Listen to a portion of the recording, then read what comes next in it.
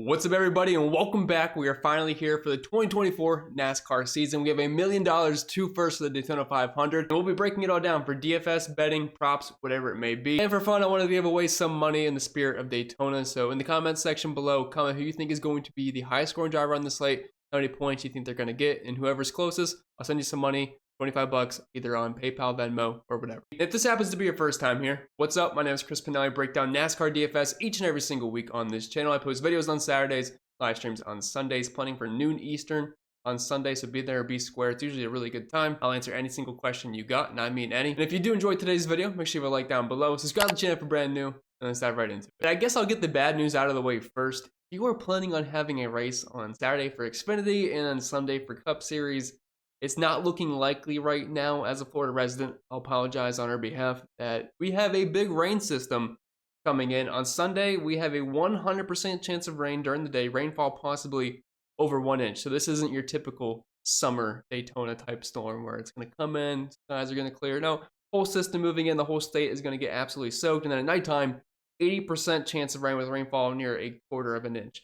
So I'm not a weatherman. I'm not going to say what's going to happen. I am just saying, looking at the Weather Channel, looking at Google's weather, it's not looking likely. So I would plan on a Monday race, but you can't rule anything out because we do have lights at Daytona. Now, with that bad news out of the way, let's talk strategy for Daytona. I know a lot of people probably skip this, go right to the driver breakdown, but hear me out. This is always very important for a track like this, especially since this is the 500. I'm sure there's a lot of first timers here that's maybe their first NASCAR DFS race. So I'd highly recommend you listening, because this is not the type of race where you look at projections and you just jam in all the best plays, all the best names, as that is not usually the recipes for success here, especially if you're trying to max out your salary cap.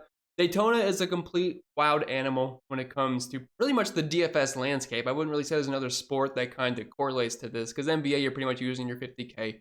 NFL, you're getting pretty close to it. But Daytona, I mean, we have seen instances where you can leave up to $20,000 left on the table, and that's the winning lineup that's going to take down, back in the day, $100,000, $200,000. We have $1 million on the line here. So you got to get a little bit weird, because the straight projection plays, like, sure, you can get a nice medium projection of how this race could potentially go. You factor in all the randomness and variables, which is extremely high. If anyone tells you they have an absolute certainty of how this race is going to go and who's going to win the race, that is just a flat out lie. This is a big math game, and you have to find leverage on your opponents. So since we can't figure out how the race is going to go, we have to figure out what the field is going to do. The field meaning all of us playing. What's the ownership going to be like on these drivers, and how do I gain leverage off of those? You have to decide, do I want to go higher on the field guys or lower? That's something I do in my model every single week, and that's really the key here for Daytona. This is an absolute wreck fest. A lot of cars are going to wreck out. There's always the big one. It's just a matter of when, not if.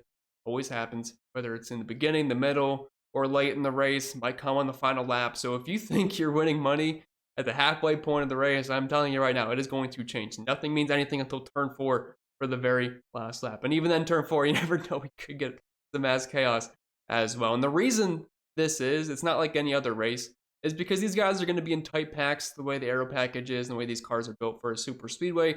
So one small mistake, one error, one aggressive block can take a half the field. We saw that in the second dual race yesterday. One guy made an aggressive move, and then we lose half the cars, and that's how it pile up. And you're probably thinking, that sounds terrifying. Why are we even playing this? Well, we can plan on that by playing drivers that start in the rear of the field. Reason being is, even if they do happen to wreck out somewhat early, they're still going to outscore the drivers that start near the front, because they're going to be getting those minus 30, close to minus 40 fantasy points. I can show you guys on the heat map right here, where these guys starting up front really just have no upside whatsoever. Like, yes, Joey Logano is amazing. He's starting him first, and if he wins the race, he can get you 45 points, but we have never seen a driver on the pole optimal. And we actually saw a few years ago where Ricky Stenhouse Jr. was starting first at Daytona, won the race, still was not in the optimal, because dominator points just don't really rack up here, because fast laps are completely random, and there's going to be a ton of lead changes. Because if a guy like, let's say, Michael McDowell, Tyler Reddick, these guys wreck out early on, you're talking like minus 34, minus 35 points.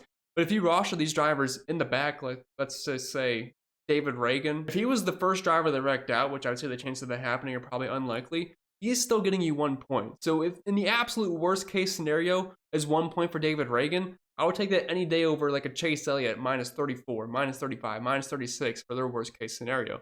And I'm not saying those guys up front are guaranteed to wreck, but they're the more aggressive drivers. They're going to be in the hornet's nest more so than these guys that are riding around in the back. So once there is big ones, they just move up and gain so many place differential spots. I know it sounds crazy and a lot of people still won't do it, but it's a proven winning strategy and it's what I do every single year. And finally, moving on to the driver by driver breakdown, I do have to mention one thing first though, and that is, of course, the NASCAR package is live for the 2024 season. If you want to come in, check out all the extra stuff that I do behind the scenes, other than I do on YouTube, just previewing the sheet here. I have projections for both sites, ownership projections, cheat sheets, my optimizer, my article going over cash games, bets, and GPPs.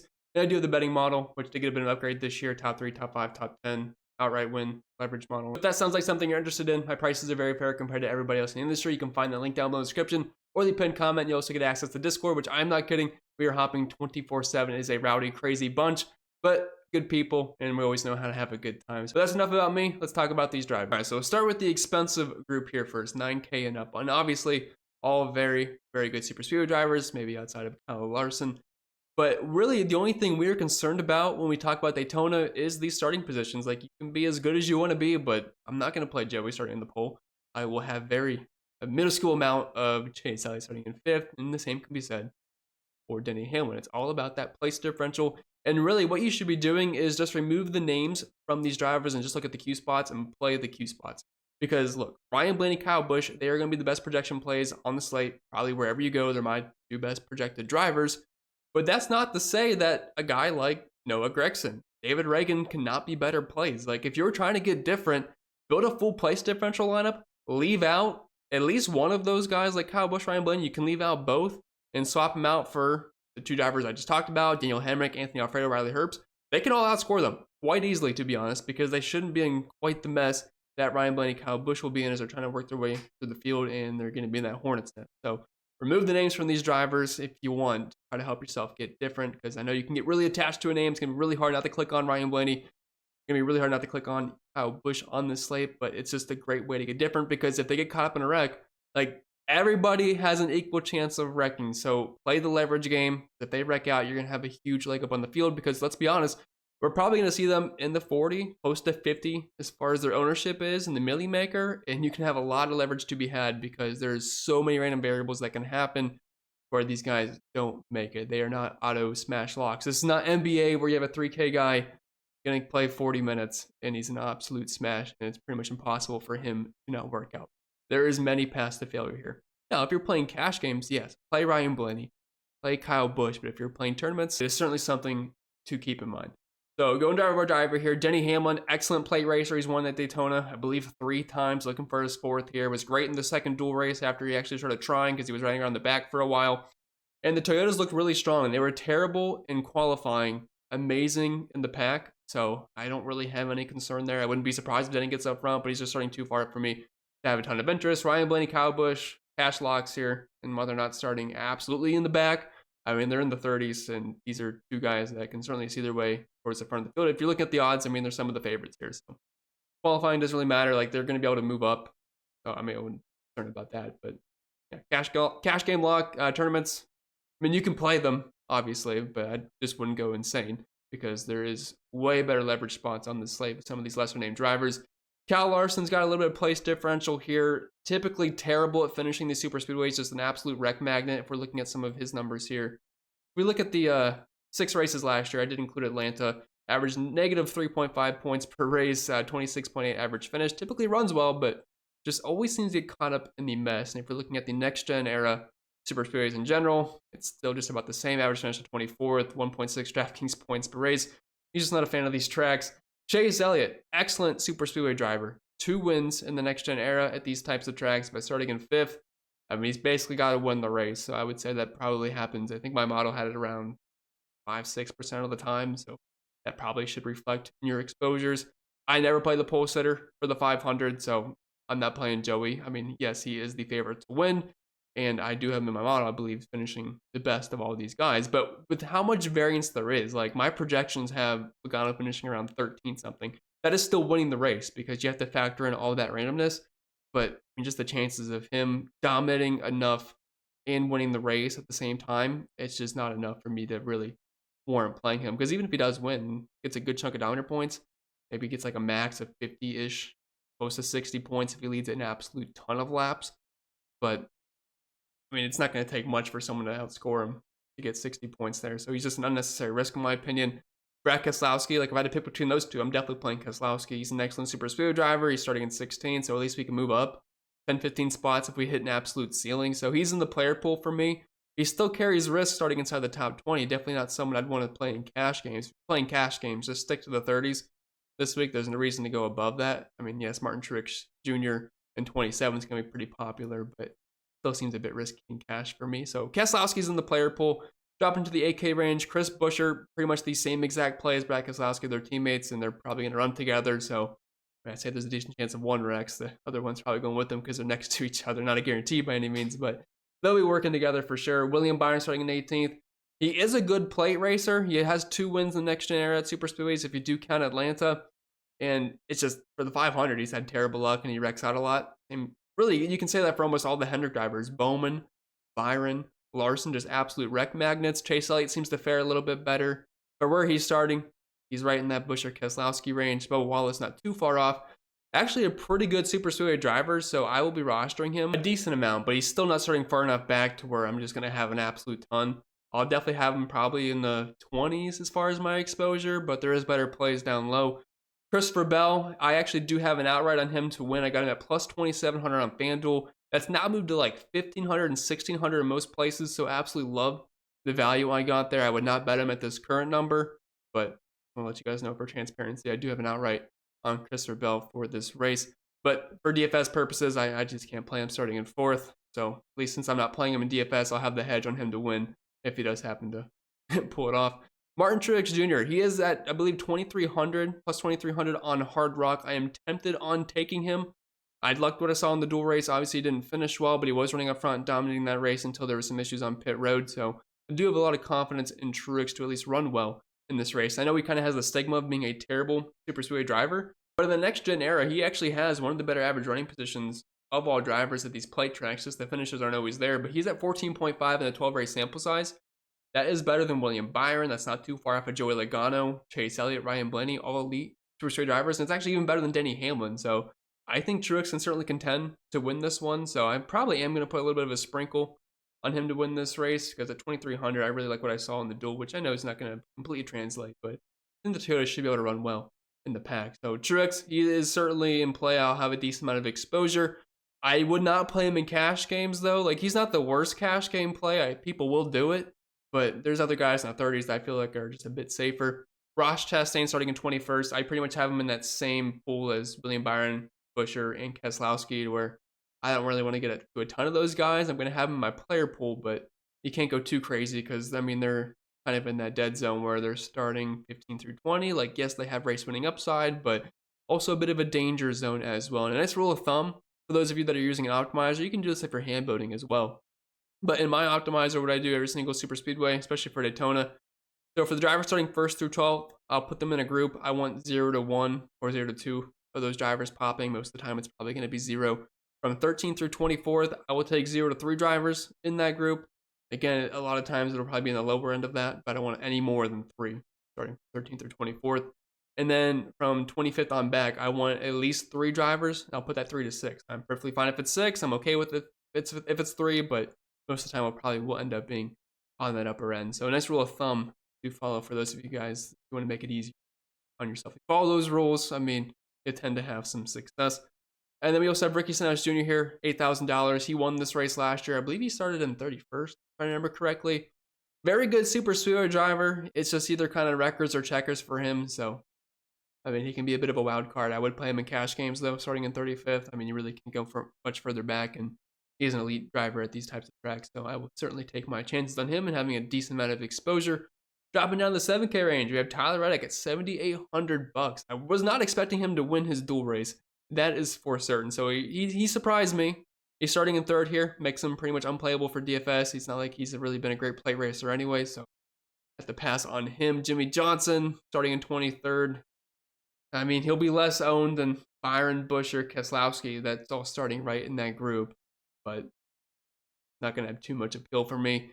Eric Jones, I typically love him at the Super Speedway because he's usually starting 26, I feel like, every single time. Now that he's starting at 11th, it almost makes him unplayable. Like, you can get to a few percentages of him but he's really only a 20 max play, and I'm talking like the end of your lineups there.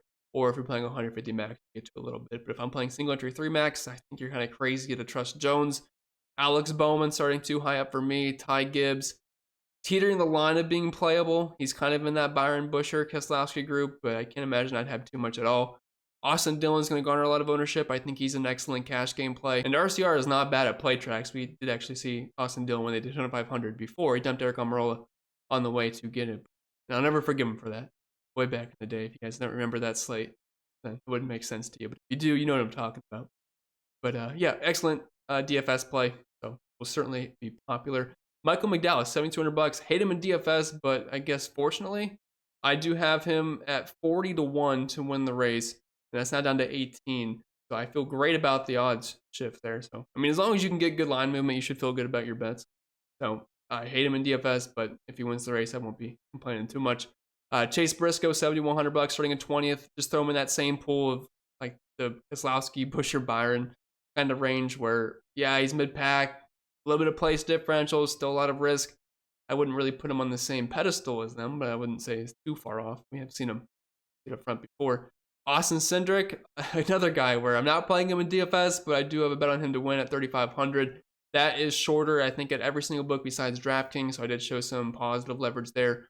Also don't hate top 3, top 5 bets on him, as long as the numbers are the same that I was looking at early. So small sprinkle on Cindric to win as well, but no interest in DFS.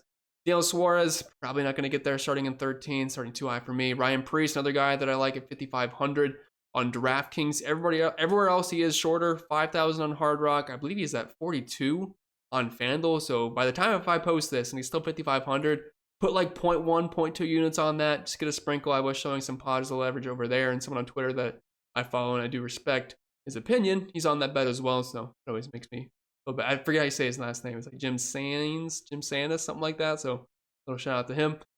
Josh Berry starting in 30th. He's certainly viable for DFS, and I don't want to skip over Ryan Preece.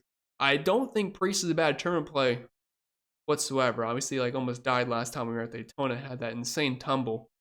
But starting in 25th, I don't think a lot of people will get there, especially since you have David Reagan right here, and you have other guys like Noah Gragson, AJ Allmendinger, Corey LaJoie that should garner more ownership. So I think Preece is a decent tournament flyer.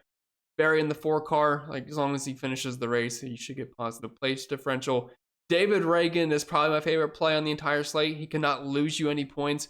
And it's not like he's in a junk car. He is actually racing for RFK. He's going to be in the 60 car. But we like RFK at these types of tracks. You got Chris Buescher and you have Brad Keselowski. So I don't really have any concern about the equipment here. I mean, a top 20 is certainly in the cards here. And if all goes well, I mean, at the end of the race, I wouldn't be surprised if he's contending for a top 10 if there happens to be a lot of wrecks. So I'm firing up a ton of David Reagan. Might end up being my highest owned driver. John Hunter Nemechek, too high up for me. Noah Gragson, he's in the 10 car. So, I mean, it's not like he's driving in complete junk by any means. So I would say he's in a really similar range to David Reagan. So I'm going to be loading up on both of these guys. Allmendinger, Corey LaJoie, both excellent plays. We know Corey is an excellent Super Speedway driver. Looking at last year at the Super Speedways, 45 points per race.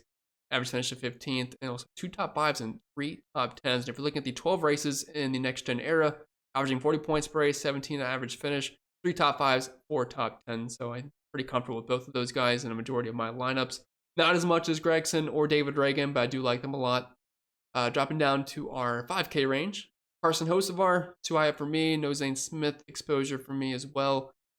Justin Haley, he is with Rick Ware now, so we got the dump off from colleague, but I still think he can contend here. I mean, I've played worse guys in the 51 car than Justin Haley at Super Speedways. The problem is he's starting 22nd, so it's going to be really hard to get to any Justin Haley, but a few percentages, I wouldn't hate it because he's not going to be owned. Osgrala raced his way in. He's starting in 26. I mean, it's just a little bit far up for me. He is in a front row car, which they should have some speed for this race, but I mean, he's going to be really low owned. So if you just want to get overweight slightly, it's not going to take much to do it. Todd Gilliland, I would prefer. He's also in a front row car. Starting in 31st, I wouldn't mind having a good chunk of him. No reason not to like him starting in the 30s. Harrison Burton starting too far up for me. Doubt I have much ownership, if any. And then Hemrick, Alfredo, Herbst. I like all these guys a ton. I will have a lot of exposure here. So not pretty names, but they're going to go under-owned because if you're trying to roster guys in the very back, I think most people probably go David Reagan. Most people probably get Noah Gragson in there. And then Corey LaJoie is always a popular kind of guy. So I think the likes of Gilliland, Emmerich, Alfredo, Herbst. I mean, I love playing the 62 car every single super speedway, and you get Alfredo in 39th and potentially low owned. Like, right, I have an initial ownership projections. I think I had him around 9-10%, which obviously my optimal has him way higher than that. But I'm not really sure how many people are going to want to click on so many of those ugly names in the back. So someone's got to be low owned. And the scrub drivers are better than normal because usually we have Cody Ware, like a Garrett Smithley, a BJ McLeod, and those are the obvious under-owned guys. So not everybody can be super chalky, and definitely a better field where I don't really think any of these guys would be in danger of losing the draft. So, I mean, sign me up for all of them. A lot of leverage to be had, and this is the best way to get different on the slate. You can play excellent plays that project well at lower ownership, and that's the recipe to success with these tracks. That's all I got for you guys this week. I hope you enjoyed. If you did, make sure you like down below. Subscribe to the channel for brand new. Make sure you check out the live stream on Sunday afternoon, probably around noon, actually, right at 12. I'll be there to answer all of your questions. Hopefully the rain stays away, but obviously not looking too great. And don't forget the contest. Comment below who you think is going to be the highest score on DraftKings and what the number is going to be, and the one that's closest will win. It's as simple as that. If you want to check out the extra content over on Patreon, you know where to find it. Link can be found down below. Wish you all the best of luck this week because we're going to need it, and I'll see you all